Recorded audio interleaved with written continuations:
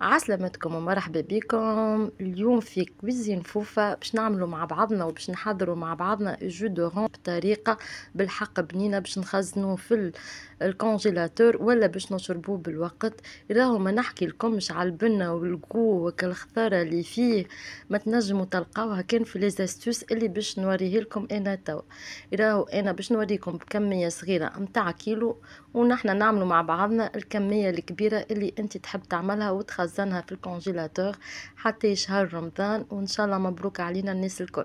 نبداو بسم الله ونصليو على سيدنا محمد، وما تنسيوش اللايك والكومنتير والجيمات متاعكم المزيانة. هنا عنا كيلو متاع بورقدين وعندي كعبات متاع سفناريا. خذيت نص رتل سفناريا على الكيلو، انا باش نوريكم متاع الكيلو. نقصوا اكس سفناريا بعد ما غسلناها ونظفناها مليح مليح بالطريقة هذيك، ومن بعد نجيو للبرتقانة متاعنا. تويكا عنا البرتقان متاع العصران هو اللي حاشتنا بيه باش يعملنا كونتيتي كبيرة ونخزنوها في الكونجيلاتور، ولكن عندك ضيفين.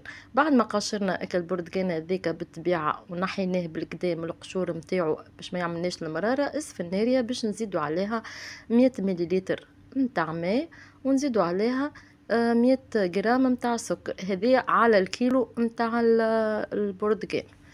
انا باش نعمل برشا الكميه، اما حبيت نوريكم توا متاع كيلو. نحركوها مليح مليح ونحطوها على النار باش تطيب بشويه بشويه. القشور متاع البرتقان هذوكم ما تلوحوهمش، توا اي برتقانه عندك خلي القشور نتاعها، وتوا نوريكم لي زاستوس الاخرين كيفاش باش نعملوا البرتقان الشايح. هنا السفنارية متاعنا طابت بالكدا بعد ما حطينا لها 10 قارص باش ولا كيما السيرو.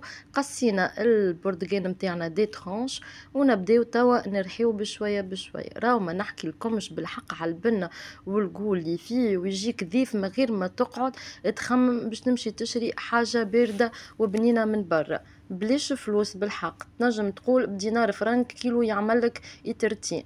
بعد ما رحيناه مليح مليح باش نلقاوها بالقوام هذايا. في القوام هذا راهو ساهل ياسر، كان باش تحطوا في دي ساشي وتحطوا في الكونجيلاتور باش يتخزنوا لرمضان ولا بعد رمضان، يصبر في الفريجيدير. سينو نزيدوه شويه تونه متاع ماء متاع 400 مليلتر ونصفيو اكا القشور اللي فيه الكلها، نصفيوه بالكدا بالكدا. راهو كي باش تصفيه وتحطه في الكونجيلاتور زادا كيف كيف تنجم تصفيه تحطه في الكونجيلاتور وتجبدو ديجا تذوبوا وتقدموا وصحة وبشفاء. شوف هكا البنه محلاها، وشوف قديش هكا جو فيه جو يهبل ما نحكي لكمش. تبعوا لي زاستوس نتاعي ديما، وكل مره نجيب لكم استوس جديده. مرحبا بكم.